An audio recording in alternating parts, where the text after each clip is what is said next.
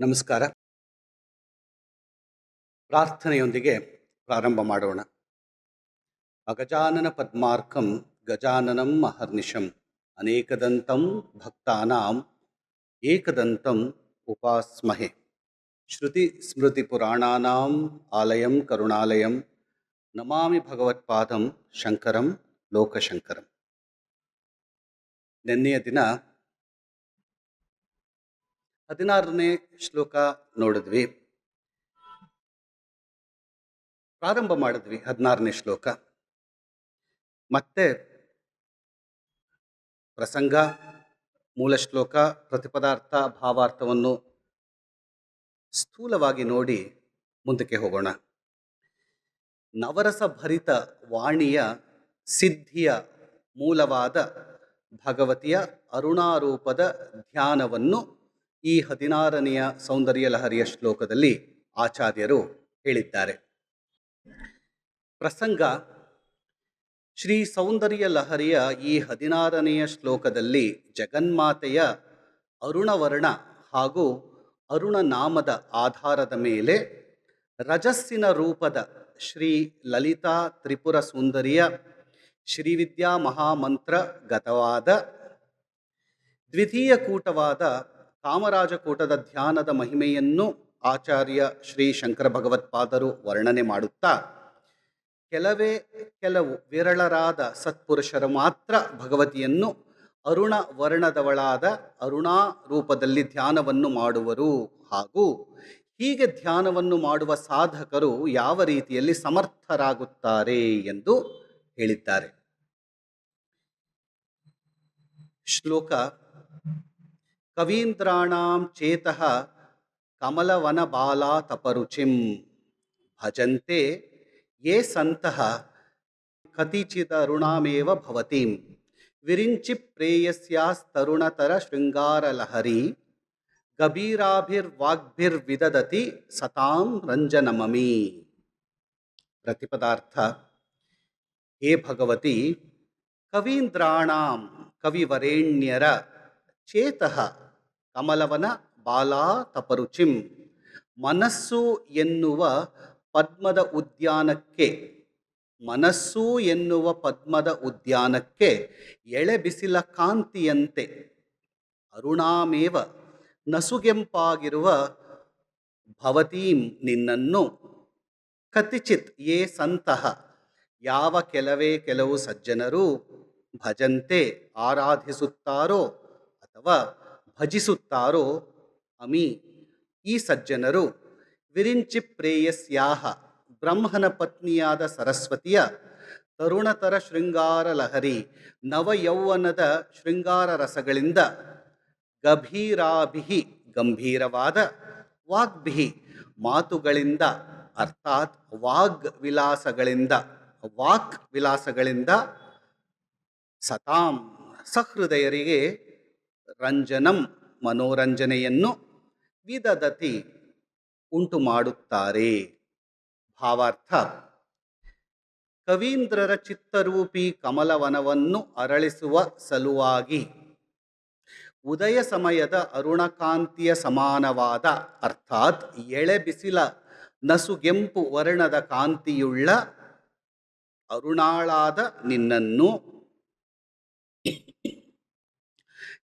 ಕೆಲವು ವಿರಳರಾದ ಸಂತರು ಭಜಿಸುತ್ತಾರೆ ಮತ್ತು ಬ್ರಹ್ಮದೇವನ ಪ್ರಿಯತಮಳಾದ ಸಾಕ್ಷಾತ್ ಸರಸ್ವತಿಯ ಯೌವನಾವಸ್ಥೆಯಲ್ಲಿ ಮಾಡಿಕೊಂಡಿರುವ ಶೃಂಗಾರದ ಲಹರಿಯಿಂದ ಗಂಭೀರ ಕವಿತೆಗಳ ಮೂಲಕ ಸಭಾಜನರ ಮನೋರಂಜನೆಯನ್ನು ಮಾಡುತ್ತಾರೆ ಅಂತ ಆದಿಶಂಕರರು ಹೇಳ್ತಾರೆ.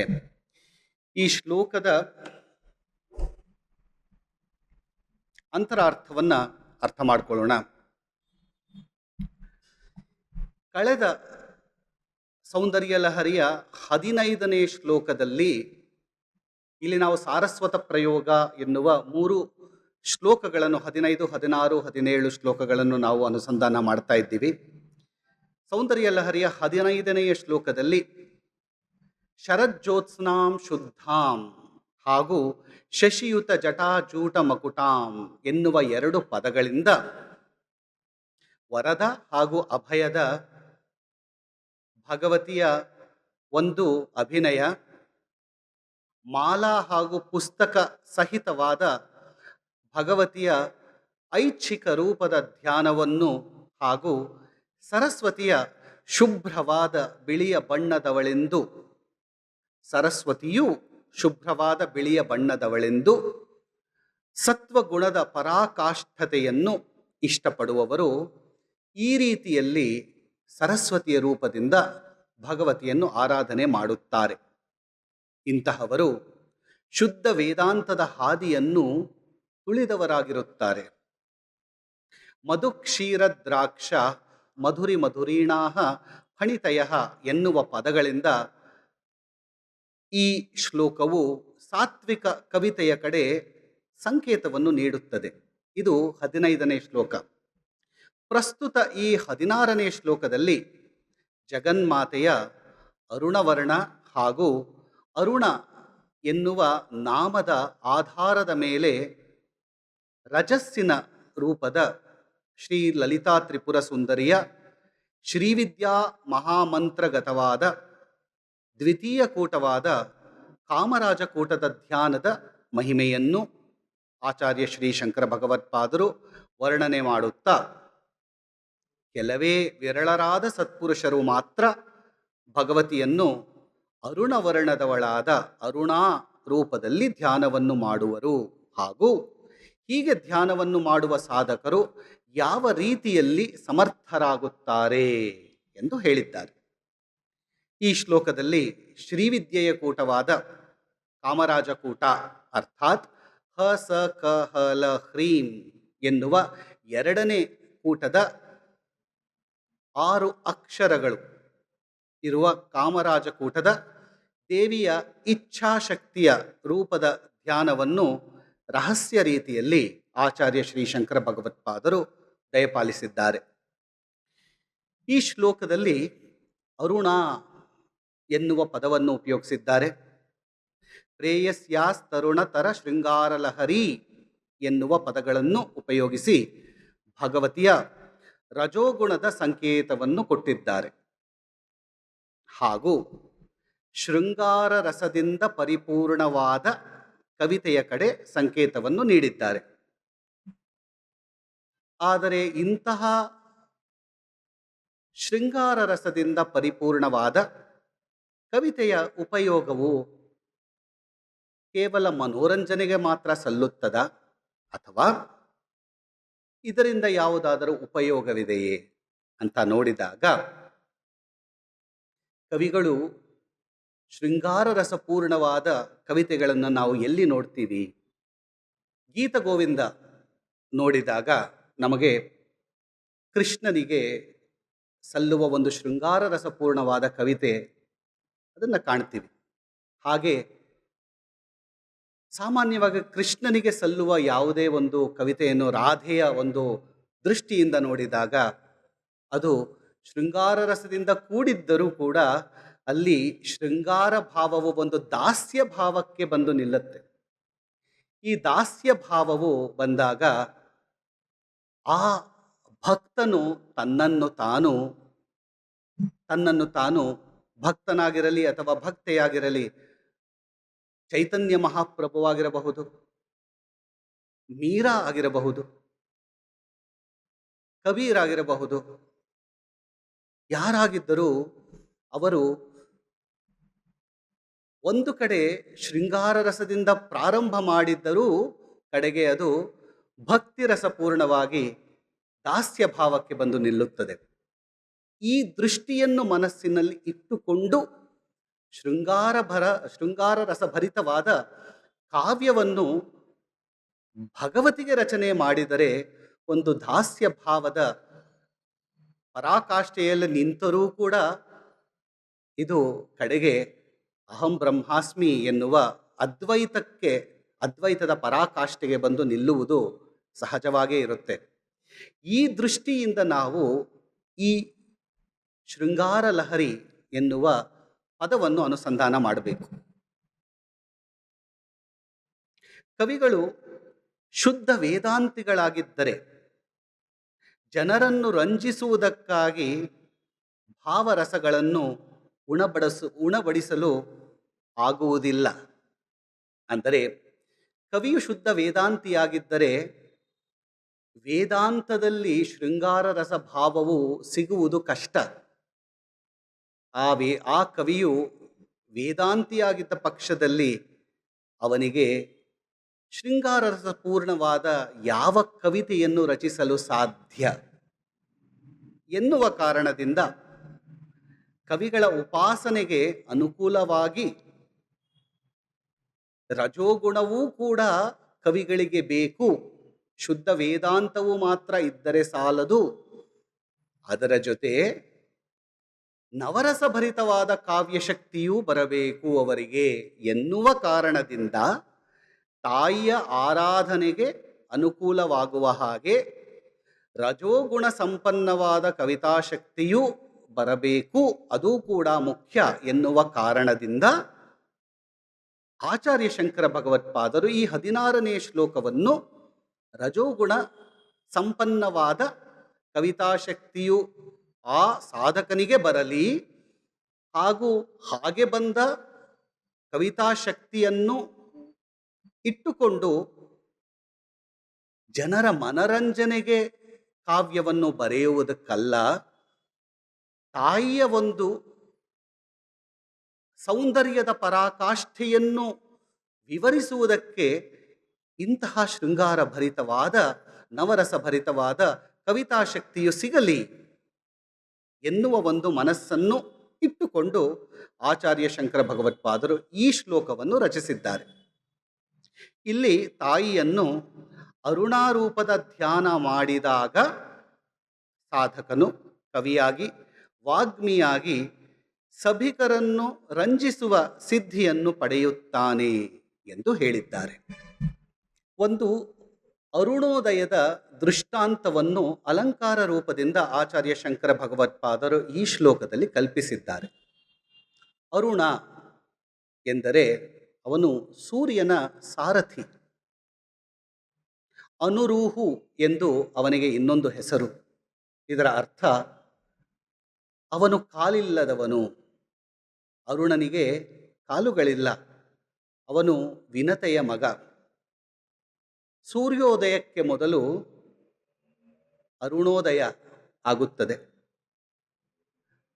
ಪ್ರಪಂಚಕ್ಕೆ ಮೊದಲು ಬರುವವನು ಸೂರ್ಯನ ಸಾರಥಿಯಾದ ಅರುಣ. ಅರುಣೋದಯವು ಬಿಳುಪಲ್ಲ, ಕೆಂಪು ಅಲ್ಲ, ಬಿಳಿಗೆಂಪು ಮಿಶ್ರಿತ ನಸುಗೆಂಪು ಬಣ್ಣ. ಈ ನಸುಗೆಂಪು ಬಣ್ಣವನ್ನು ಸಂಸ್ಕೃತದಲ್ಲಿ ಅರುಣ ಎಂದು ಕರೆಯಲಾಗಿದೆ. ಅರುಣನಲ್ಲಿರುವ ಅರುಣ ವರ್ಣವು ಎಲ್ಲಿಂದ ಬಂತು ಎಂದರೆ ಅರುಣನಲ್ಲಿ ಇರುವ ಅರುಣ ಎನ್ನುವ ವರ್ಣವು ತಾಯಿಯಾದ ಲಲಿತಾ ತ್ರಿಪುರ ಸುಂದರಿಯಿಂದ ಅರುಣನಿಗೆ ಬಂದದ್ದು. ಆದ್ದರಿಂದ ಅವನು ಅರುಣವರ್ಣದವನು. ಅರುಣ ಎಂಬ ಸ್ತ್ರೀಲಿಂಗ ವಾಚಕ ಪದವು ಅರುಣವರ್ಣದ ಜಗನ್ಮಾತೆಯನ್ನು ಸೂಚಿಸುತ್ತದೆ. ಅರುಣಾಂ ತರುಣಾಂ ತರಂಗಿತಾಕ್ಷೀಂ ಅಂತ ನಾವು ಲಲಿತಾ ಸಹಸ್ರನಾಮದ ಧ್ಯಾನ ಶ್ಲೋಕದಲ್ಲಿ ಅವಳನ್ನು ಧ್ಯಾನ ಮಾಡ್ತೀವಿ.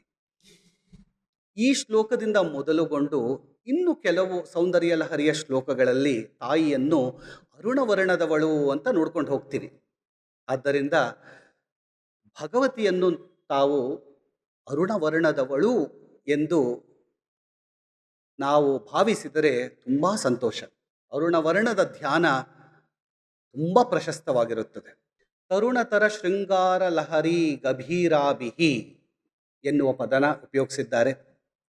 ತರುಣತರ ಅರ್ಥಾತ್ ಪೂರ್ಣ ಯೌವನದಿಂದ ಕೂಡಿದ ಅಥವಾ ಯುವ ಅವಸ್ಥೆಯಲ್ಲಿ ಶೃಂಗಾರದ ಲಹರಿಯ ಏಳು ಬೀಳುತ್ತಿರುವ ಅರ್ಥಾತ್ ಕಲ್ಲೋಲವಾದ ಪ್ರವಾಹದಿಂದ ಪರಿಪೂರ್ಣವಾದ. ಇಲ್ಲಿ ಲಹರಿ ಎನ್ನುವ ಶಬ್ದದಿಂದ ಚಂದ್ರೋದಯವಾದ ಮೇಲೆ ಸಮುದ್ರವು ಯಾವ ರೀತಿಯಲ್ಲಿ ಉದ್ರೇಕಗೊಂಡು ಉನ್ಮಾದ ಭರಿತವಾಗಿ ವ್ಯವಹಾರ ಮಾಡುತ್ತದೋ ಅದಕ್ಕೆ ಲಹರಿ ಅಂತ ಕರೆದಿದ್ದಾರೆ. ಅಂದರೆ ರಾತ್ರಿಯಲ್ಲಿ ಚಂದ್ರನ ಉದಯವಾದ ಮೇಲೆ ಸಮುದ್ರವು ಯಾವ ರೀತಿಯಲ್ಲಿ ಅಲೆಗಳನ್ನು ಉತ್ಪಾದನೆ ಮಾಡುತ್ತದೋ ಆ ಅಲೆಗಳನ್ನು ಲಹರಿ ಅಂತ ಲಕ್ಷ್ಮೀಧರರು ಕರೆದಿದ್ದಾರೆ ಈ ಶ್ಲೋಕದ ವ್ಯಾಖ್ಯಾನದಲ್ಲಿ. ಲಹರಿಯಿಂದ ಯುಕ್ತವಾದ ಗಂಭೀರ ಅಂತ ಹೇಳೋದಕ್ಕೆ, ಅಂದರೆ ಆ ಕವಿಯು ಶೃಂಗಾರಯುತವಾದ ಲಹರಿಯಿಂದ ಗಂಭೀರವಾದ ಕಾವ್ಯವನ್ನು ರಚಿಸಲು ಶಕ್ತನಾಗುತ್ತಾನೆ. ಗಂಭೀರ ಅಂದರೆ ಆ ಸಬ್ಜೆಕ್ಟ್ ಗಂಭೀರವಾಗಿರಬೇಕು. ಇಲ್ಲದೆ ಹೋದರೆ, ಸಬ್ಜೆಕ್ಟ್ ಗಂಭೀರವಾಗಿಲ್ಲದೆ ಇದ್ದರೆ ಕೇವಲ ಮನರಂಜನೆಗೆ ಮಾತ್ರ ಉಪಯೋಗವಾಗುತ್ತದೆ. ಸಬ್ಜೆಕ್ಟ್ ಗಂಭೀರವಾಗಿದ್ದ ಪಕ್ಷದಲ್ಲಿ ಅದು ದೇವಿಯ ಸೌಂದರ್ಯವನ್ನು ವರ್ಣಿಸಲು ಉಪಯೋಗವಾಗುತ್ತದೆ. ಪ್ರಪಂಚವು ಒಂದು ಸುಂದರ ಸರೋವರ. ಹೃದಯ ಸಂವೇದನೆಯನ್ನು ಉಳ್ಳವರು ಕವಿಗಳು.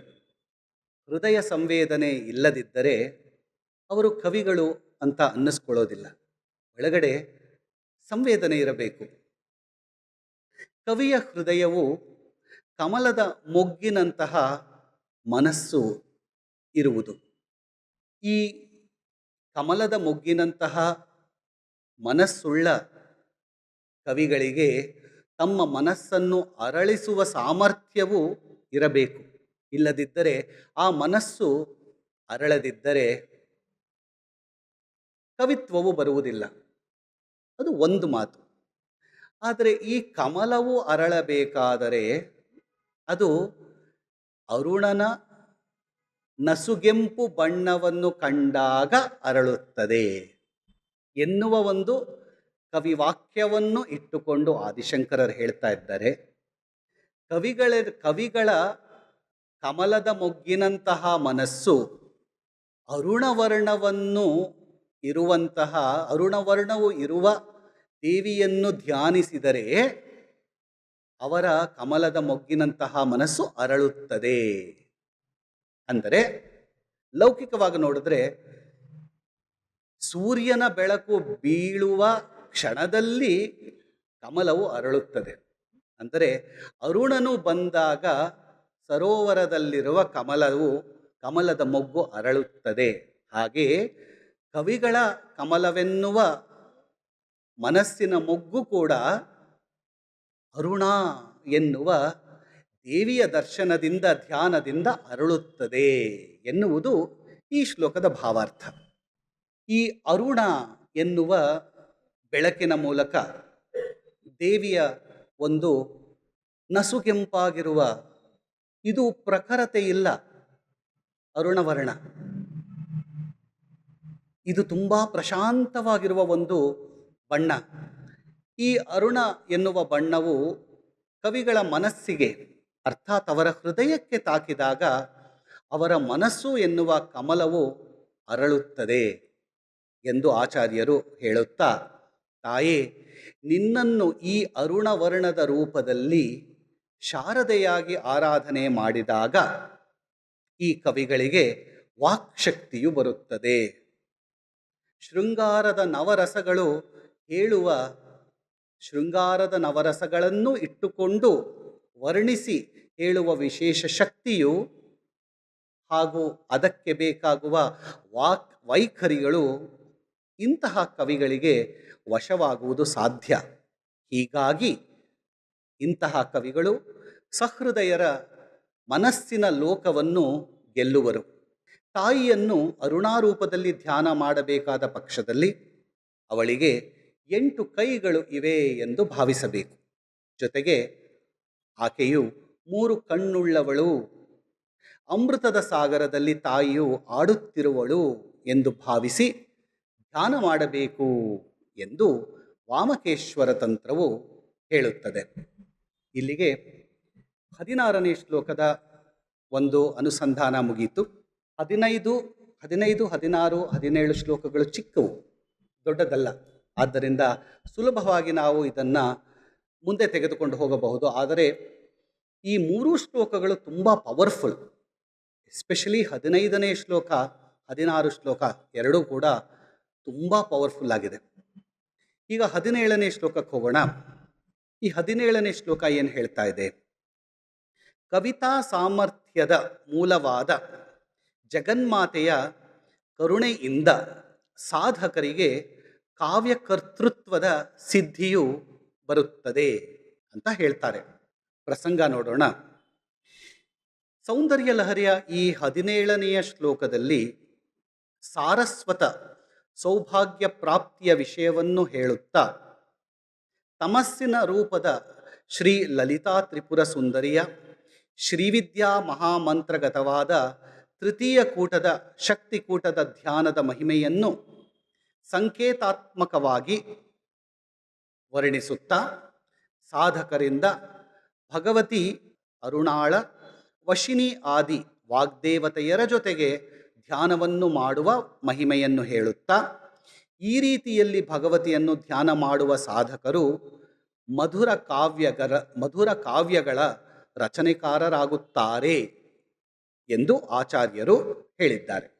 ಇಲ್ಲಿ ಅರುಣಾದೇವಿಯ ಧ್ಯಾನವನ್ನು ಮಾಡುವುದರ ಜೊತೆಗೆ ಅವಳ ಜೊತೆ ಇರುವ ವಶಿನಿ ಆದಿ ವಾಗ್ದೇವತೆಯರನ್ನು ಕೂಡ ಧ್ಯಾನ ಮಾಡಬೇಕು. ಈ ವಶಿನಿ ಆದಿ ವಾಗ್ದೇವತೆಯರು ಎಲ್ಲಿ ಬರ್ತಾರೆ? ಎಲ್ಲಿ ನಾವು ವಶಿನಿ ಆದಿ ವಾಗ್ದೇವತೆಯರನ್ನು ನೋಡಿದ್ದೇವೆ ಗೊತ್ತಿದೆ ನಿಮಗೆ? ಲಲಿತಾ ಸಹಸ್ರನಾಮದ ಕರ್ತೃಗಳು. ಲಲಿತಾ ಸಹಸ್ರನಾಮವನ್ನು ರಚಿಸಿದವರು ವಶಿನಿ ಆದಿ ವಾಗ್ದೇವತೆಗಳು. ಈ ವಶಿನಿ ಆದಿ ವಾಗ್ದೇವತೆಯರ ಜೊತೆಗೆ ಭಗವತಿಯನ್ನು ಅರುಣಾರೂಪದಲ್ಲಿ ಧ್ಯಾನ ಮಾಡಬೇಕು ಅಂತ ಈ ಶ್ಲೋಕದಲ್ಲಿ ಆದಿಶಂಕರರು ಹೇಳಿದ್ದಾರೆ. ಮೂಲ ಪಾಠ ನೋಡೋಣ. ಸವಿತ್ರೀಭಿರ್ವಾಚಾಂ ಶಶಿಮಣಿಶಿಲಾಭಂಗರುಚಿಭಿಃ ವಶಿನ್ಯದ್ಯಾಭಿಸ್ತ್ವಾಂ ಸಹಜನನಿ ಸಂಚಿಂತಯತಿ ಯಃ ಸ ಕರ್ತಾ ಕಾವ್ಯಾನಾಂ ಭವತಿ ಮಹತಾಂ ಭಂಗಿರುಚಿಭಿಃ ವಚೋಭಿರ್ವಾಗ್ದೇವಿ ವದನ ಕಮಲಾ ಮೋದ ಮಧುರೈಹಿ ಅಂತ ಈ ಶ್ಲೋಕ ಹೇಳುತ್ತೆ. ಪ್ರತಿಪದಾರ್ಥ: ಹೇ ಜಗನ್ಮಾತೆ, ವಾಚಾಂ ಮಾತುಗಳ, ಸವಿತ್ರೀಭಿಃ ಜನ್ಮಸ್ಥಾನವಾದ, ಶಶಿಮಣಿ ಶಿಲಾಭಂಗ ರುಚಿಭಿಃ ಚಂದ್ರಕಾಂತಿ ಶಿಲೆಯಷ್ಟೇ ಶುಭ್ರವಾದ, ವಶಿನ್ಯಾದ್ಯಾಭಿಃ ಸಹ ವಶಿನಿಯೇ ಮೊದಲಾದ 8 ಶಕ್ತಿಗಳೊಡನೆ ಇರುವ ತ್ವಾಂ ನಿನ್ನನ್ನು, ಯಹ ಯಾವ ಸಾಧಕನು, ಸಂಚಿಂತಯತಿ ಧ್ಯಾನಿಸುತ್ತಾನೋ, ಸಹ ಆ ಸಾಧಕನು, ಮಹತಾಂ ಕಾಳಿದಾಸಾದಿ ಮಹಾತ್ಮರ, ಭಂಗಿರುಚಿಭಿಃ ಶೈಲಿಯಂತೆ ಸುಂದರವಾದ, ವಾಗ್ದೇವಿ ವದನ ಕಮಲಾ ಮೋದ ಸರಸ್ವತಿಯ ಮುಖಾರವಿಂದದ ಪರಿಮಳದಿಂದ, ಮಧುರೈಹಿ ಮಧುರವಾದ, ಕಾವ್ಯಾನಾಂ ಕಾವ್ಯಗಳ ಕರ್ತಾಭವತಿ ಕರ್ತನಾಗುತ್ತಾನೆ. ಭಾವಾರ್ಥವನ್ನು ನೋಡೋಣ. ಹೇ ಜಗನ್ಮಾತೆ, ಸಮಸ್ತ ಮನೋಹರ ವಾಣಿಗಳನ್ನು ಉತ್ಪನ್ನ ಮಾಡುವವಳೆಂದು ಚಂದ್ರಕಾಂತ ಮಣಿ ಎನ್ನುವ ಶಿಲೆಯ ತುಂಡಿನ ಸಮಾನ ಪರಮೋಜ್ವಲ ವಶಿನ್ಯಾದಿ 8 ಶಕ್ತಿಗಳ ಜೊತೆಗೆ ಯಾವ ಸಾಧಕನು ನಿನ್ನ ಧ್ಯಾನವನ್ನು ಮಾಡುವನೋ ಅವನು ಕಾಳಿದಾಸ ಆದಿ ಮಹಾಕವಿಗಳ ಸಮಾನವಾದ ವ್ಯಂಗ್ಯಪೂರ್ಣ ವಾಗ್ದೇವಿಯ ಮುಖಕಮಲದ ಪರಿಮಳದಿಂದ, ಮಧುರ ವಚನಗಳಿಂದ ಪರಿಪೂರ್ಣವಾದ ಮಹಾವಾಕ್ಯಗಳ ಕರ್ತೃವಾಗುತ್ತಾನೆ ಅಂತ ಹೇಳಿದ್ದಾರೆ. ಇಲ್ಲೂ ಕೂಡ ಕವಿತ್ವದ ಸಿದ್ಧಿಯನ್ನು ಆದಿಶಂಕರರು ಹೇಳಿದ್ದಾರೆ. ಈ ಶ್ಲೋಕದಲ್ಲಿ ಕವಿಯಾಗ ಬಯಸುವವನು ಭಗವತಿಯನ್ನು ಹೇಗೆ ಆರಾಧನೆ ಮಾಡಬೇಕು ಅಂತ ಹೇಳ್ಕೊಂಬರ್ತಾರೆ. ಈ ಶ್ಲೋಕವು ಕೂಡ ಭಗವತಿಯಾದ ಶಾರದೆಯ ಆರಾಧನೆಯನ್ನೇ ಸೂಚಿಸುತ್ತದೆ. ಶಾರದೆಯನ್ನು ಶುಭ ರೂಪದಲ್ಲಿ ಆರಾಧಿಸಿದರೆ 15ನೇ ಶ್ಲೋಕದಲ್ಲಿ ಇರುವಂತೆ ವಿದ್ಯೆ, ಅರುಣಾ ರೂಪದಲ್ಲಿ ಧ್ಯಾನಿಸಿದರೆ 16ನೆಯ ಶ್ಲೋಕದಲ್ಲಿ ಇರುವಂತೆ ರಂಜಿಸುವ ಶಕ್ತಿ, ಹಾಗೂ 17ನೆಯ ಶ್ಲೋಕದಲ್ಲಿ ಹೇಳಿರುವ ಹಾಗೆ ಆರಾಧಿಸಿದರೆ ಕವಿತಾ ಶಕ್ತಿಯು ಬರುತ್ತದೆ ಎಂದು ಆಚಾರ್ಯರು ಹೇಳಿದ್ದಾರೆ. ತಂತ್ರಶಾಸ್ತ್ರದಲ್ಲಿ ನಾವು ತಂತ್ರಶಾಸ್ತ್ರ ಅಂತ ಕರೆದಾಗ ಲಲಿತಾ ಸಹಸ್ರನಾಮವೂ ಕೂಡ ಅದರಲ್ಲಿ ಬರುತ್ತೆ. ವಶಿನ್ಯಾದಿ ಅಷ್ಟಶಕ್ತಿಯರು ಇರುವರು. ಇವರು ತಾಯಿ ಲಲಿತಾ ತ್ರಿಪುರ ಸುಂದರಿಯ ಪರಿವಾರದವರು. ಇವರನ್ನು ಭಗವತ್ಪಾದರು ಕ್ರಮವಾಗಿ ವಶಿನಿ, ಕಾಮೇಶ್ವರಿ, ಮೋದಿನಿ, ವಿಮಲಾ, ಅರುಣ, ಜಯಿನಿ, ಸರ್ವೇಶ್ವರಿ ಹಾಗೂ ಕೌಲಿನಿ ಎನ್ನುವ 8 ಹೆಸರುಗಳನ್ನು ಕರೆಯದೆ ವಶಿನ್ಯಾದಿ ಅಂತ 8 ಶಕ್ತಿಯರನ್ನು, ಯೋಗಿನಿಯರನ್ನು ಹೇಳಿದ್ದಾರೆ. ಇವರೆಲ್ಲರೂ ಚಂದ್ರಕಾಂತಿ ಶಿಲೆಯಷ್ಟು ಶುಭ್ರರು. ಚಂದ್ರಕಾಂತ ಶಿಲೆ ಅಂತ ಒಂದು ಶಿಲೆ ಇದೆಯಂತೆ. ಇದು ಕವಿಗಳ ಒಂದು ಕ್ರಿಯೇಷನ್ ಅಂತ ತಿಳ್ಕೋಬೋದು. ಈ 8 ಯೋಗಿನಿ ಶಕ್ತಿಯರ ಮಧ್ಯದಲ್ಲಿ ತಾಯಿ ಲಲಿತಾ ತ್ರಿಪುರ ಸುಂದರಿಯು ವಿರಾಜಮಾನಳಾಗಿ ಇರುತ್ತಾಳೆ. ಈ ಚಂದ್ರಕಾಂತ ಶಿಲೆಯ ಒಂದು ವಿಶೇಷ ಗುಣ ಇದೆ. ಇದು ನಾವು ಸಾಮಾನ್ಯವಾಗಿ ಐಸ್ ಅಂದರೆ ಐಸಿ, ನೀರಿನ ಮಂಜುಗೆಡ್ಡೆ ಅಂತ ನೋಡ್ತೀವಲ್ಲ, ಈ ಮಂಜುಗೆಡ್ಡೆ ಕರಗಬೇಕಾದರೆ ಸೂರ್ಯನ ಕಿರಣಗಳ ಮುಂದೆ ಇಟ್ಟರೆ ಕರಗತ್ತೆ ಅಲ್ವಾ? ಹಾಗೆ ಚಂದ್ರಕಾಂತ ಶಿಲೆಯು ಏನು ಮಾಡುತ್ತೆ ಅಂದರೆ, ಇದು ಚಂದ್ರನ ಕಿರಣಗಳಿಂದ ಇದು ಕರಗತ್ತೆ. ಅಂದರೆ ಚಂದ್ರನ ಕಿರಣಗಳನ್ನು ಹಿಡಿದು ಅದರ ದ್ರವರೂಪದಿಂದ ಅದನ್ನು ಗಟ್ಟಿಯಾಗಿ ಮಾಡಿದಾಗ ಈ ಚಂದ್ರಕಾಂತ ಶಿಲೆಯು ಬರುತ್ತದೆ. ಆದರೆ ಈ ಚಂದ್ರಕಾಂತ ಶಿಲೆಯನ್ನು ಚಂದ್ರ ಕಿರಣಕ್ಕೆ ಸೋಕಿದಾಗ ಅದು ಕರಗತ್ತಂತೆ. ನಿಜವಾಗ್ಲೂ ನೋಡಿದ್ದೀವಾ? ಇಲ್ಲ, ನೋಡಿಲ್ಲ. ಇದನ್ನು ಮೂನ್ ಸ್ಟೋನ್ ಅಂತ ಕರೀತಾರೆ ಇಂಗ್ಲೀಷ್ನಲ್ಲಿ. ಈ ಮೂನ್ ಸ್ಟೋನ್ ಅನ್ನೋದು ಸಾಮಾನ್ಯವಾಗಿ ಕೆಲವರು ಹರಳಾಗಿ ಹಾಕೋತಾರೆ, ಪೆಂಡೆಂಟಾಗಿ ಮಾಡ್ಕೋತಾರೆ. ಇಂಗ್ಲೀಷ್ನಲ್ಲಿ ಮೂನ್ ಸ್ಟೋನ್ ಅಂತ ಹೇಳ್ತಾರೆ. ಆದರೆ ಈ ಚಂದ್ರಕಾಂತ ಶಿಲೆ ಎನ್ನುವುದು ಒಂದು ಕವಿಯ ಕಲ್ಪನೆಯಾಗಿರಬಹುದೇನೋ, ಅಥವಾ ಹಿಂದಿನ ಕಾಲದಲ್ಲಿ ಇದ್ದಿರಬಹುದು. ಚಂದ್ರನ ಕಿರಣಗಳಿಂದ ಇದು ದ್ರವವಾಗುತ್ತದೆ. ಚಂದ್ರನ ಕಿರಣಗಳನ್ನು ಹಿಡಿದು ಅದನ್ನು ಒಂದು ಗೆಡ್ಡೆ ಮಾಡಿದರೆ ಹೇಗೆ ಇರಬಹುದು ಆ ಗೆಡ್ಡೆಯ ಒಂದು ಶುಭ್ರವಾದ ಒಂದು ವರ್ಣ? ಆ ಶುಭ್ರ ವರ್ಣವು ವಶಿನ್ಯಾದಿ ವಾಗ್ದೇವತೆಯರ ಬಣ್ಣ. ಚಂದ್ರಕಾಂತ ಶಿಲೆಯಷ್ಟೇ ಶುಭ್ರವಾಗಿ ವಶಿನ್ಯಾದಿ ದೇವತೆಗಳು ಇದ್ದು ಭಗವತಿಯನ್ನು ಸುತ್ತುವರೆದಿದ್ದಾರೆ ಅನ್ನೋ ಒಂದು ಕವಿತ್ವದ ವರ್ಣನೆ ಇಲ್ಲಿ ಬರುತ್ತೆ. ಯಾವ ರೀತಿಯಲ್ಲಿ ಚಂದ್ರನ ಕಿರಣಗಳಿಂದ ಚಂದ್ರಕಾಂತ ಶಿಲೆಯು ದ್ರವೀಭೂತವಾಗುತ್ತದೆಯೋ ಅದೇ ರೀತಿಯಲ್ಲಿ 15ನೇ ಶ್ಲೋಕದಲ್ಲಿ ಸ್ತುತಿಸಲ್ಪಟ್ಟ ಶರಜ್ಯೋತ್ಸ್ನಾಂ ಶುದ್ಧಾಂ ಎನ್ನುವ ಭಗವತಿಯ ಸ್ವರೂಪದ ಧ್ಯಾನದಿಂದ ಈ 8 ವಾಗ್ದೇವತೆಯರಾದ ಶಕ್ತಿಯರು ದ್ರವೀಭೂತವಾಗುತ್ತಾರೆ. ಲಿಂಕ್ ಮಾಡಿದ್ದಾರೆ. ಮೊದಲೇನು ಹೇಳಿದೆ? ಚಂದ್ರನ ಕಿರಣಗಳಿಂದ ಚಂದ್ರಕಾಂತ ಶಿಲೆಯು ದ್ರವೀಭೂತವಾಗುತ್ತದೆ. ವಶಿನ್ಯಾದಿ ವಾಗ್ದೇವತೆಯರು ಲಲಿತಾ ತ್ರಿಪುರ ಸುಂದರಿಯ ಸುತ್ತಲೂ ಇರುತ್ತಾರೆ. 15ನೇ ಶ್ಲೋಕದಲ್ಲಿ ಹೇಳಿದ್ದೇನು? ಭಗವತಿಯು ಶರತ್ಕಾಲದ ಹುಣ್ಣಿಮೆಯ ಚಂದ್ರನಂತೆ ಬೆಳಗುತ್ತಿರುತ್ತಾಳೆ ಅಂತ. ಹಾಗೆ ಬೆಳಗುತ್ತಿರುವ ಶರಜ್ಯೋತ್ಸ್ನಾಂ ಶುದ್ಧಾಂ ಎನ್ನುವ ಚಂದ್ರ ಕಾಂತಿಯ ಹಾಗೆ ಬೆಳಗುತ್ತಿರುವ ಭಗವತಿಯ ದೇಹದಿಂದ ಹೊರಹೊಮ್ಮುತ್ತಿರುವ ಚಂದ್ರರೂಪಿಯಾದ ಕಿರಣಗಳಿಂದ ಚಂದ್ರಕಾಂತ ಶಿಲೆಯ ರೂಪದಲ್ಲಿರುವ ವಶಿನ್ಯಾದಿ ವಾಗ್ದೇವತೆಯರಿಗೇನಾಗಬೇಕು? ದ್ರವೀಭೂತರಾಗುತ್ತಾರೆ. ಯಾಕಂದರೆ ಅವರ ಪರಿವಾರ ದೇವತೆಗಳ ಜೊತೆಗೆ ಇರ್ತಾರೆ. ಹಾಗೂ ಅವರ ಮಂತ್ರಸ್ವರೂಪದಿಂದ, ವಶಿನ್ಯಾದಿ ವಾಗ್ದೇವತೆಯರ ಮಂತ್ರಸ್ವರೂಪದಿಂದ ಅಕ ಚ ಟ ತ ಪ ಯ ಶ ವರ್ಣಗಳುಳ್ಳ ಸಂಪೂರ್ಣ ಮಾತೃಕಾ ಶಕ್ತಿಯರು ಚಂದ್ರಕಾಂತಿ ಶಿಲೆಯ ಖಂಡದ ರೀತಿಯಲ್ಲಿ, ಖಂಡ ಅಂದರೆ ಒಂದು ತುಂಡು, ಚಂದ್ರಕಾಂತಿ ಶಿಲೆಯ ಖಂಡದ ರೀತಿಯಲ್ಲಿ ಸಮಸ್ತ ವೈಖರಿ ವಾಣಿಯ ವರ್ಣಾತ್ಮಕ ಆಧಾರವಾಗಿರುವರು. ಅಂದರೆ ಇದು ತುಂಬ ಅರ್ಥಗರ್ಭಿತವಾದ ಶ್ಲೋಕ. ಪರಾರೂಪದಲ್ಲಿ ಇರುವ ತಾಯಿಯು ನಮ್ಮ ಒಳಗೆ ಪರಾಶಕ್ತಿಯಾಗಿ ಚಂದ್ರಮಂಡಲದಲ್ಲಿ ಸಹಸ್ರಾರದಲ್ಲಿ ಇದ್ದಾಳೆ. ಪರಾದಿಂದ ವೈಖರಿಗೆ ಬರಬೇಕಲ್ಲ, ಈ ವೈಖರಿ ವಾಣಿಯನ್ನು ಪರಾದಿಂದ ಮೇಲಕ್ಕೆ ತೆಗೆದುಕೊಂಡು ಬರುವವರೇ ವಶಿನ್ಯಾದಿ ವಾಗ್ದೇವತೆಯರು. ಅವರಿಲ್ಲದೆ ಕವಿತಾಶಕ್ತಿಯು ಸಾಧ್ಯವಿಲ್ಲ. ಆದ್ದರಿಂದ ದ್ರವೀಭೂತವಾಗುತ್ತದೆ ಅಂದರೆ ಅರ್ಥ ಏನು? ಪರಾರೂಪದಲ್ಲಿರುವ ಶಾರದೆಯ ಪರಿವಾರದವರಾದ ವಶಿನ್ಯಾದಿ ವಾಗ್ದೇವತೆಯರು ಅಕ ಚ ಟ ತ ಪ ಯ ಶ ಎನ್ನುವ ವರ್ಣಗಳನ್ನು ಹೊಂದಿರುವವರು ಇವರು ದ್ರವೀಭೂತವಾಗುತ್ತಾರೆ, ಅವಳ ಶಕ್ತಿಯಿಂದ ಪರಾದಿಂದ ವೈಖರಿಗೆ ಬರುತ್ತಾರೆ ಎನ್ನುವ ಅರ್ಥ.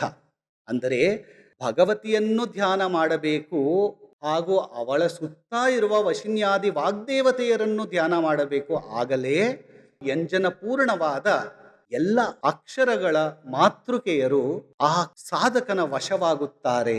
ಆಗ ಅವನಿಗೆ ಕವಿತಾ ಸಿದ್ಧಿಯು ಪ್ರಾಪ್ತವಾಗುತ್ತದೆ ಎನ್ನುವ ಒಂದು ರಹಸ್ಯವಾದ ವರ್ಣನೆಯನ್ನು ಈ ಶ್ಲೋಕದಲ್ಲಿ ಆಚಾರ್ಯರು ಇಟ್ಟಿದ್ದಾರೆ. ಚಂದ್ರಕಾಂತಿ ಶಿಲೆಯ ಖಂಡದ ರೀತಿಯಲ್ಲಿ ಸಮಸ್ತ ವೈಖರಿ ವಾಣಿಯ ವರ್ಣಾತ್ಮಕ ಆಧಾರವಾಗಿ ವಶಿನ್ಯಾದಿ ವಾಗ್ದೇವತೆಯರು ನೆಲೆಯಾಗಿದ್ದಾರೆ. ದ್ರವೀಭೂತರಾಗಿ ಕವಿಯಲ್ಲಿ ವರ್ಣಪದ ಮಂತ್ರ ವಿಗ್ರಹ ನವರಸಯುಕ್ತ ವೈಖರಿ ಶಕ್ತಿಯನ್ನು ಅವರು ಕೊಡಲು ಪ್ರಾರಂಭಿಸುತ್ತಾರೆ. ಅಂದರೆ ವಶಿನ್ಯಾದಿ ವಾಗ್ದೇವತೆಯರು ಬಂದು ಆ ಕವಿಯ ಒಳಗಡೆ ನೆಲೆಸುತ್ತಾರೆ. ಎಲ್ಲಿ? ಅವನ ಎಲ್ಲ ಚಕ್ರಗಳಲ್ಲಿ ನೆಲೆಸುತ್ತಾರೆ, ಅವನ ಮನಸ್ಸಿನಲ್ಲಿ ನೆಲೆಸುತ್ತಾರೆ, ಅವನ ಸಮಸ್ತ ವಾಣಿಯಲ್ಲಿ ನೆಲೆಸುತ್ತಾರೆ ವಶಿನ್ಯಾದಿ ವಾಗ್ದೇವತೆಯರು. ಈ ಶ್ಲೋಕವು ಸಾತ್ವಿಕ ಹಾಗೂ ರಾಜಸಿಕ ಈ ಎರಡು ಭಾವಗಳನ್ನು ಜೊತೆಗೆ ಸೇರಿಸಿ ಏಕಸ್ಥಾನೀಯವಾಗಿ ನೆಲೆ ನಿಂತಿದೆ. ಇಂತಹ ತಾಯಿಯನ್ನು ಶಾರದೆಯ ರೂಪದಲ್ಲಿ ಈ ಶ್ಲೋಕದಲ್ಲಿ ಆರಾಧನೆ ಮಾಡುತ್ತಾ ಆಚಾರ್ಯರು, ತಾಯೇ, ನಿನ್ನ ಇಂತಹ ಸ್ವರೂಪವನ್ನು ಸಾಧಕನು ಧ್ಯಾನಿಸಬೇಕು. ಆಗ ನಿನ್ನ ತಾಂಬೂಲ ಭರಿತ ಪರಿಮಳಯುಕ್ತವಾದ ಸುಗಂಧದ ಮಾತುಗಳಂತೆ ಇರುವ ಕವಿತಾ ಸಾಮರ್ಥ್ಯವನ್ನು ಸಾಧಕನು ಪಡೆಯುತ್ತಾನೆ ಎಂದು ಹೇಳಿದ್ದಾರೆ. ಈ ವಶಿನ್ಯಾದಿ ಅಷ್ಟಶಕ್ತಿಯರ ವರ್ಣಾತ್ಮಕ ಸ್ವರೂಪ ಹೇಗಿದೆ? 8 ಜನರು ವಶಿನ್ಯಾದಿ ವಾಗ್ದೇವತೆಯರು. ಅಕಾರ, ಆ ಇಂದ ಹಿಡಿದು ಅಹಾವರೆಗೆ 16 ಸ್ವರಗಳನ್ನು ಇಟ್ಟುಕೊಂಡಿರುವ ವಶಿನಿ ಎನ್ನುವ ವಾಗ್ದೇವತೆಯಾಗಿರುವ ಯೋಗಿನಿಯು ಇದರ ಅಧಿಪತಿ. ವಶಿನಿಯು ಆ ಇಂದ ಅಹಾವರೆಗಿರುವ 16 ಸ್ವರಗಳ ಅಧಿಪತಿ. ಕವರ್ಗ, ಈ 5 ವ್ಯಂಜನಗಳಿಗೆ ಕಾಮೇಶ್ವರಿಯು ಅಧಿಪತಿ. ಚವರ್ಗ 5 ವ್ಯಂಜನಗಳು, ಇದಕ್ಕೆ ಮೋದಿನಿಯು ಅಧಿಪತಿ. ಟವರ್ಗ 5 ವ್ಯಂಜನಗಳು, ಇದಕ್ಕೆ ವಿಮಲ ಅಧಿಪತಿ. ಟವರ್ಗ ಇದಕ್ಕೆ 5 ವ್ಯಂಜನಗಳು, ಅರುಣ ಅಧಿಪತಿ. ಪವರ್ಗ ಇವು 5 ವ್ಯಂಜನಗಳು, ಇದಕ್ಕೆ ವಿಮಲ ಎನ್ನುವ ವಾಗ್ದೇವತೆಯು ಅಧಿಪತಿ. ಏಳನೆಯದಾಗಿ ಅವರ್ಗೀಯ ಮೃದು ವ್ಯಂಜನಗಳಾದ ಯ ರ ಲ ವ, ಇದಕ್ಕೆ ಸರ್ವೇಶ್ವರಿಯು ಅಧಿಪತಿ. ಅವರ್ಗೀಯ ಕರ್ಕಶ ವ್ಯಂಜನಗಳಾದ ಶ ಶ ಸ ಹ ಕ್ಷ, ಇದಕ್ಕೆ ಕೌಲಿನಿ ಎನ್ನುವ ಯೋಗಿನಿಯು ಅಧಿಪತಿ. ವಶಿನ್ಯಾದಿ ವಾಗ್ದೇವತೆಯರು ಲಲಿತಾ ಸಹಸ್ರನಾಮಕ್ಕೆ ಮೂಲ. ಈ ವಶಿನ್ಯಾದಿ ವಾಗ್ದೇವತೆಯರು ಈ 17ನೇ ಶ್ಲೋಕದಲ್ಲೇ ಇದ್ದಾರೆ.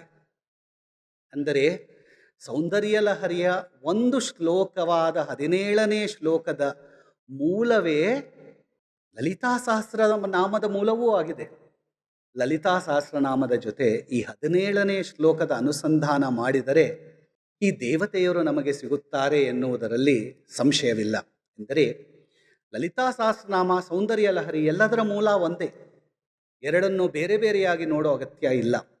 ತಾಯಿ ಲಲಿತಾ ತ್ರಿಪುರ ಸುಂದರಿಯೇ ಸಮಸ್ತ ಭಾಷಾ ಪ್ರಪಂಚಕ್ಕೆ ಮೂಲ ಕಾರಣಳಾಗಿರುವಳು.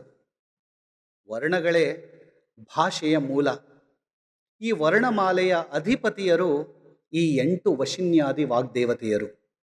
ಈ ಅಷ್ಟಶಕ್ತಿಯರ ಮಧ್ಯದಲ್ಲಿ ವಿರಾಜಮಾನಳಾದ ತಾಯಿಯನ್ನು ಆರಾಧಿಸುವ ಸಾಧಕನಿಗೆ ಸಕಲ ಭಾಷಾ ಪ್ರಪಂಚವನ್ನೇ ಭಗವತಿಯು ಕೊಡುವುದರಲ್ಲಿ ಸಂಶಯವಿಲ್ಲ. ಕಾರಣ ತಾಯಿಯೇ ಸಕಲ ಶಬ್ದ ಪ್ರಪಂಚಕ್ಕೆ ಮೂಲ. ಆಕೆಯೇ ಶಬ್ದ ಬ್ರಹ್ಮ ಸ್ವರೂಪಿಣಿ ಎಂದು ಆಚಾರ್ಯ ಶಂಕರ ಭಗವತ್ಪಾದರು ಧ್ವನಿರೂಪಾತ್ಮಕವಾಗಿ ಈ ಸೌಂದರ್ಯ ಲಹರಿಯ 17ನೇ ಶ್ಲೋಕದ ಮೂಲಕವಾಗಿ ರಹಸ್ಯವಾಗಿ ಕಾವ್ಯಮಯವಾಗಿ ನಮಗೆ ದಯಪಾಲಿಸಿದ್ದಾರೆ ಎನ್ನುವಲ್ಲಿ 17ನೇ ಶ್ಲೋಕ ಮುಕ್ತಾಯವಾಯಿತು. ಈಗ 18ನೇ ಶ್ಲೋಕಕ್ಕೆ ಹೋಗೋಣ. ಈ 18ನೆಯ ಶ್ಲೋಕ ರಂಭಾದಿ ಅಪ್ಸರೆಯರನ್ನು ಕೂಡ ಆಕರ್ಷಿಸುವ ಜಗನ್ಮಾತೆಯ ಅರುಣವರ್ಣದ ಸೌಂದರ್ಯದ ಮಹಿಮೆ. ಮತ್ತೆ ಅರುಣವರ್ಣ ಬಂದಿದೆ ಇಲ್ಲಿ. ಚತುರ್ವಿಧ ಪುರುಷಾರ್ಥದಲ್ಲಿ ಕಾಮ ಎನ್ನುವ ಪುರುಷಾರ್ಥದಲ್ಲಿ ಆಸಕ್ತಿಯುಳ್ಳ ಸಾಧಕರಿಗಾಗಿ ಮಧ್ಯಕೂಟವಾದ ಕಾಮರಾಜಕೂಟದ ಧ್ಯಾನದ ಮಹಿಮೆಯನ್ನು ತಿಳಿಸುತ್ತಾ ವಶ್ಯಸಿದ್ಧಿಗೆ ಉಪಯುಕ್ತವಾದ ಧ್ಯಾನದ ಮಹಿಮೆಯನ್ನು ಶ್ರೀ ಸೌಂದರ್ಯ ಲಹರಿಯ ಈ 18ನೆಯ ಶ್ಲೋಕದಲ್ಲಿ ಆದಿಶಂಕರರು ಹೇಳಿದ್ದಾರೆ. ಮೂಲ ಶ್ಲೋಕ ನೋಡಿದಾಗ ತನುಚ್ಛಾಯಾಭಿಸ್ತೆ ತರುಣತರಣಿ ಶ್ರೀಸರಣಿಭಿಃ ದಿವಂ ಸರ್ವಾಮುರ್ವೀ ಮರುಣಮನಿ ಮಗ್ನಾಂ ಸ್ಮರತಿಯಃ ಭವಂತ್ಯಸ್ಯ ತ್ರಸ್ಯಧ್ವನ ಹರಿಣಚಾಲೀನ ನಯನಾಃ ಸಹೋರ್ವಶ್ಯಾ ವಶ್ಯಾಃ ಕತಿ ಕತಿನ ಗೀರ್ವಾಣ ಗಣಿಕಾಃ ಅಂತ ಹೇಳ್ತಾರೆ. ಇದರ ಪ್ರತಿಪದಾರ್ಥ, ಹೇ ಭಗವತಿ, ತರುಣತರಣಿ ಶ್ರೀಸರಣಿಭಿಃ ಅರ್ಥಾತ್ ಉದಯಿಸುತ್ತಿರುವ ಬಾಲಸೂರ್ಯನ ಕಿರಣಗಳಂತೆ ಇರುವ ತೇ ನಿನ್ನ ತನುಚ್ಛಾಯಾಭಿಃ ದೇಹಕಾಂತಿಗಳಿಂದ ದಿವಂ ಆಕಾಶವನ್ನು ಉರ್ವೀಂ ಸರ್ವಾಂ ಭೂಭಾಗವೆಲ್ಲವನ್ನು ಅರುಣಮನಿ ನಸುಗೆಂಪಿನಲ್ಲಿ ಮಗ್ನಾಂ ಮುಳುಗಿರುವಂತೆ ಯಹ ಯಾವ ಸಾಧಕನು ಸ್ಮರತಿ ಸ್ಮರಿಸುತ್ತಾನೋ ಅಥವಾ ಧ್ಯಾನಿಸುತ್ತಾನೋ ಅಸ್ಯ ಆ ಸಾಧಕನಿಗೆ ತ್ರಸ್ಯಧ್ವನ ಹರಿಣಶಾಲೀನ ನಯನಾಹ ಹೆದರಿದ ಹುಲ್ಲೆಗಳಂತೆ ಅರ್ಥಾತ್ ಜಿಂಕೆಗಳಂತೆ ಚಂಚಲವಾದ ಕಣ್ಣುಗಳುಳ್ಳ ಗೀರ್ವಾಣಗಣಿಕಾಹ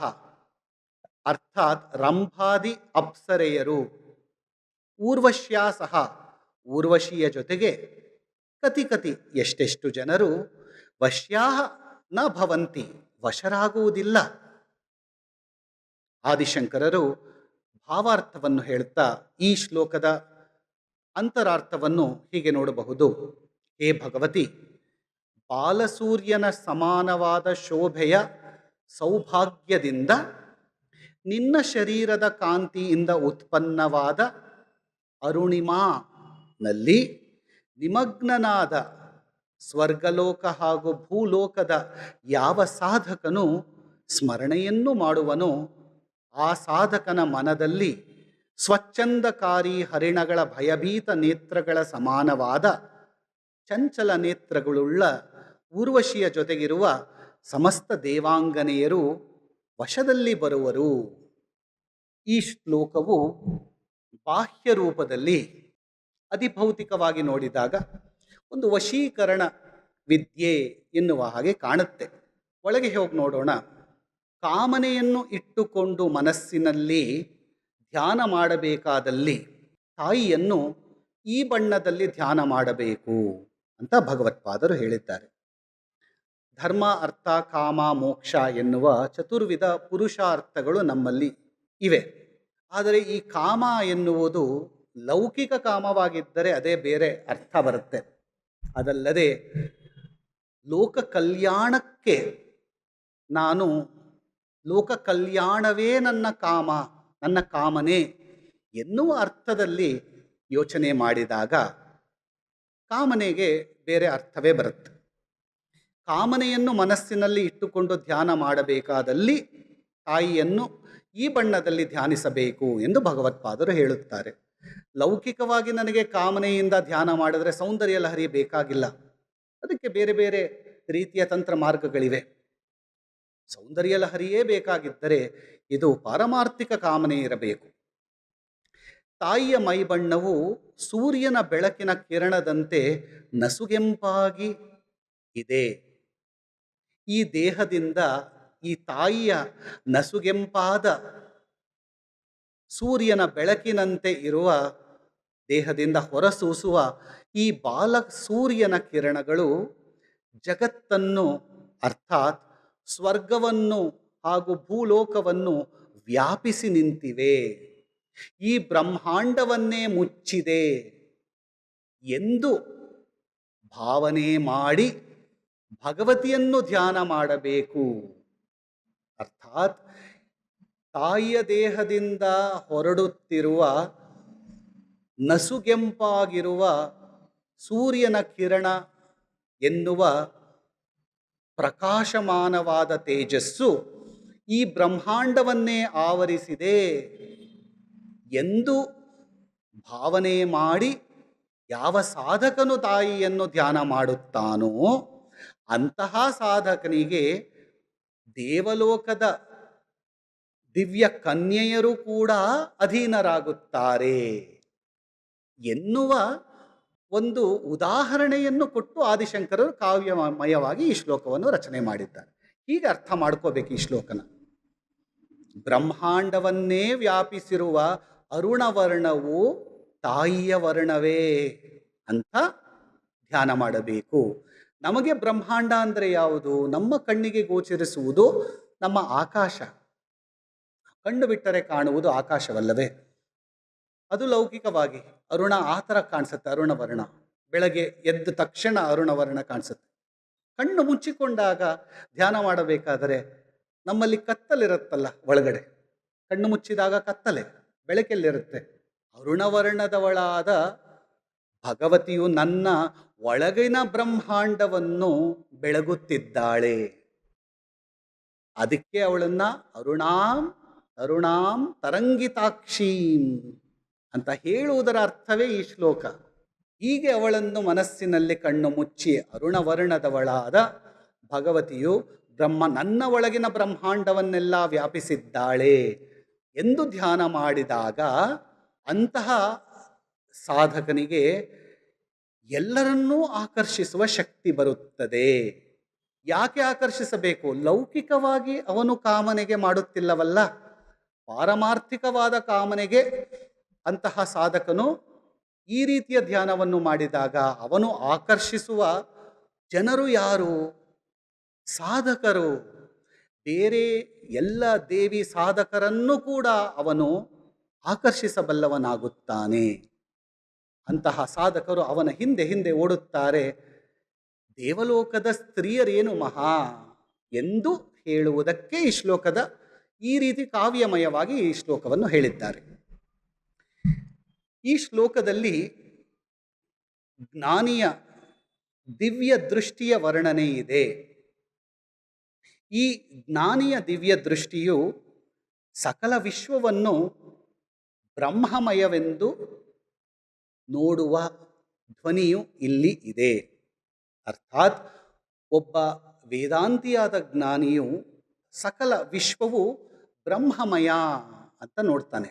ಅದೇ ಸಕಲ ಬ್ರಹ್ಮಾಂಡವು ಭಗವತಿಯ ಅರುಣವರ್ಣ ಎಂದು ಕಾವ್ಯಮಯವಾಗಿ ಹೇಳಿದರೂ ಒಂದೇ, ಒಬ್ಬ ಜ್ಞಾನಿಯು ತನ್ನ ದಿವ್ಯ ದೃಷ್ಟಿಯಿಂದ ಸಕಲಂ ಬ್ರಹ್ಮಮಯಂ ಅಂತ ನೋಡಿದರೂ ಒಂದೇ. ಎರಡು ಒಂದೇ ಅರ್ಥ. ಒಂದು ಸೌಂದರ್ಯ ಲಹರಿ ಎನ್ನುವ ಕಾವ್ಯ, ಇನ್ನೊಂದು ವೇದಾಂತವೆನ್ನುವ ಬ್ರಹ್ಮಜ್ಞಾನ. ಎರಡೂ ಒಂದೇ. ಈ ಶ್ಲೋಕದಲ್ಲಿ ಮಧುಮತಿ ಭೂಮಿಕಾ ಸಿದ್ಧಿಯ ವರ್ಣನೆ ಇದ್ದು, ಈ ಸಿದ್ಧಿಯಲ್ಲಿ ದೇವಾಂಗನೆಯರು ಸಾಧಕನನ್ನು ಪಥಭ್ರಷ್ಟನನ್ನಾಗಿ ಮಾಡಲು ಯತ್ನಿಸುತ್ತಾರೆ.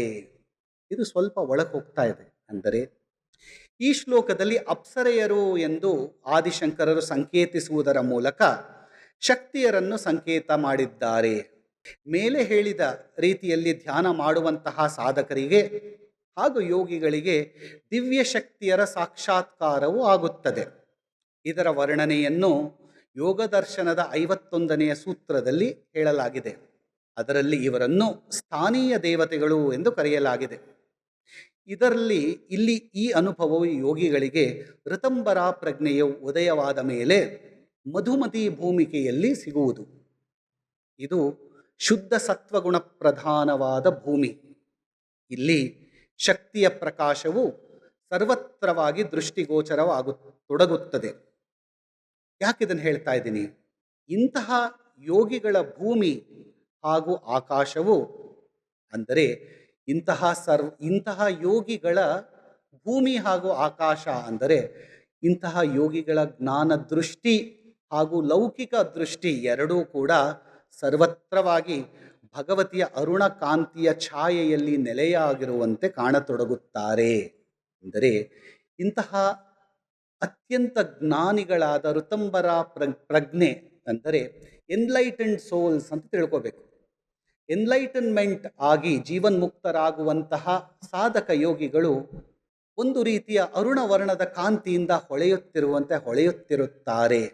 ಈ ಯೋಗ ದರ್ಶನದ 51ನೆಯ ಸೂತ್ರಕ್ಕೆ ವ್ಯಾಸ ಮಹರ್ಷಿಗಳು ಭಾಷ್ಯ ಬರಿತಾ ಹೇಳ್ತಾರೆ, ಇಂತಹ ಯೋಗಿಗಳಿಗೆ ಏನಾಗುತ್ತೆ, ಸಾಮಾನ್ಯವಾಗಿ ಹೇಳ್ತಾರೆ, ಇವತ್ತಿನ್ನೂ ಮಾತಾಡ್ತಾ ಇದ್ವಿ, ದೇವರಿಗೆ ನಾವು ಹತ್ತಿರ ಆಗ್ತಾ ಆಗ್ತಾ ಬೇರೆ ಬೇರೆ ರೀತಿಯ ಕಷ್ಟ ಸಂಕೋಲೆಗಳು ಬರುತ್ತೆ, ಟೆಸ್ಟ್ಗಳು ಕೊಡ್ತಾರೆ.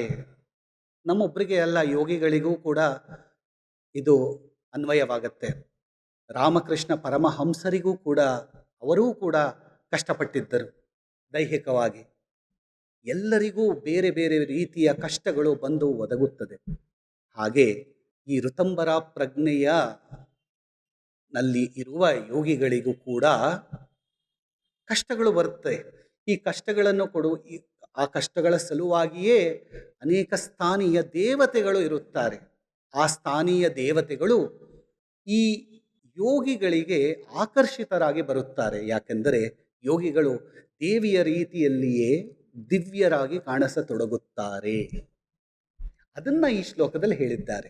ಇಂತಹ ಯೋಗಿಗಳು ಯಾವ ರೀತಿಯಲ್ಲಿ ಆಕರ್ಷಣೀಯವಾಗಿ ಕಾಣುತ್ತಾರೆ ಎಂದರೆ, ದೇವಲೋಕದ ಸ್ತ್ರೀಯರೂ ಕೂಡ ಇವರಿಗೆ ಆಕರ್ಷಿತರಾಗುತ್ತಾರೆ. ಎಂದರೆ ಇಂತಹ ಸಾಧಕರು ಅನೇಕ ಶಕ್ತಿಯರ ಆಕರ್ಷಣೆಗೆ ಒಳಗಾಗುತ್ತಾರೆ. ಎಂತಹ ಶಕ್ತಿಗಳು ಬಂದು ಇವರನ್ನು ಟೆಸ್ಟ್ ಮಾಡುತ್ತವೆ. ಅಂತಹ ಪ್ರಲೋಭನೆಗೆ ಇಂತಹ ಸಾಧಕರು ಒಳಗಾಗಬಾರದು. ಆ ರೀತಿಯಲ್ಲಿ ಆದರೆ ಅವರು ಕಾಮಕ್ಕೆ ಬಿದ್ದು ಸಿದ್ಧಿಯಿಂದ ಕೆಳಕ್ಕೆ ಬೀಳುತ್ತಾರೆ. ಅನೇಕ ಸಿದ್ಧ ಪುರುಷರು ಹೀಗೆ ಕಾಮ ಎನ್ನುವ ಪ್ರಲೋಭನೆಗೆ ಒಳಗಾಗಿ ಮೋಕ್ಷಕ್ಕೆ ಹತ್ತದೆ ಅಲ್ಲೇ ಅನೇಕ ಜನ್ಮಗಳು ಉಳಿಯುತ್ತಾರೆ. ನಾವು ನೋಡಿರ್ತೀವಿ ಅನೇಕ ಜನರನ್ನು ಹೀಗೆ. ಈ ಒಂದು ಟೆಸ್ಟನ್ನು ಪಾಸ್ ಆಗಬೇಕು ಅಂತ ಯೋಗಿಗಳಿಗೆ ಆದಿಶಂಕರರು ಒಂದು ಎಚ್ಚರ ಕೊಡ್ತಾ ಇದ್ದಾರೆ ಇಲ್ಲಿ ಈ ಶ್ಲೋಕದಲ್ಲಿ. ಈ ಸೂತ್ರಕ್ಕೆ ವ್ಯಾಸ ಮಹರ್ಷಿಗಳು ಭಾಷ್ಯವನ್ನು ಬರೆಯುತ್ತಾ, ಈ ಸ್ಥಾನೀಯ ದೇವತೆಗಳ ಪ್ರಲೋಭನೆಯಿಂದ ಯೋಗಿಗಳು ಆಗಬೇಕು, ಅಂದರೆ ಜಾಗರೂಕರಾಗಬೇಕು, ಹಾಗೂ ಸಂಘ ದೋಷದಿಂದ ತಮ್ಮನ್ನು ಕಾಪಾಡಿಕೊಳ್ಳಲು ಈ ಪ್ರಕಾರವಾಗಿ ಯೋಚನೆ ಮಾಡಬೇಕು. ಘೋರ ಸಂಸಾರದ ಕೆಂಡದಲ್ಲಿ ಸುಡುತ್ತಿರುವ ಹಾಗೂ ಜನ್ಮ ಮರಣದ ಅಂಧಕಾರದಲ್ಲಿ ಬಿದ್ದಿರುವ ನಾನು ಈ ಕ್ಲೇಶ ತಿಮಿರವನ್ನು ದೂರ ಮಾಡುವಂತಹ ಯೋಗ ಪ್ರದೀಪದ ಪ್ರಕಾಶವನ್ನು ತುಂಬ ಕಠಿಣತೆಯಿಂದ ಪ್ರಾಪ್ತ ಮಾಡಿಕೊಂಡಿರುವೆನು. ತೃಷ್ಣಾರೂಪದ ಕಾರಣೀಭೂತವಾದ ವಿಷಯ ಭೋಗದ ಬಿರುಗಾಳಿಯು ಯಾವ ಕಾರಣಕ್ಕೂ ಈ ಯೋಗರೂಪಿ ನನ್ನ ಅಂತಃ ದೀಪಕವನ್ನು ಯಾವಾಗಲೂ ಆರಿಸದಿರಲಿ ಅಂತ ಆ ಸಾಧಕ ಯೋಗಿಯು ಸದಾ ದೇವಿಯನ್ನು ಆರಾಧನೆ ಮಾಡುತ್ತಿರಬೇಕು. ಒಬ್ಬ ಸಿದ್ಧ ಪುರುಷ ತನ್ನ ಸಿದ್ಧಿಯಲ್ಲಿ ಮೇಲೆ ಮೇಲೆ ಮೇಲೆ ಮೇಲೆ ಹೋಗುತ್ತಾ ಅನೇಕ ಪ್ರಲೋಭನೆಗೆ ಒಳಗಾಗುತ್ತಾನೆ. ಆ ಪ್ರಲೋಭನೆಯಿಂದ ಜಾಗರೂಕನಾಗಿರಬೇಕಾದರೆ ಹೇಗೆ ಇರಬೇಕು? ತನ್ನ ಮನಸ್ಸನ್ನು ಸದಾ ಜಾಗರೂಕತೆಯಿಂದ ನಡೆಸಿಕೊಂಡು ಹೋಗಬೇಕು ಎನ್ನುವ ಧ್ವನಿಯನ್ನು ಈ ಶ್ಲೋಕದಲ್ಲಿ ಆದಿಶಂಕರರು ಇಟ್ಟಿದ್ದಾರೆ.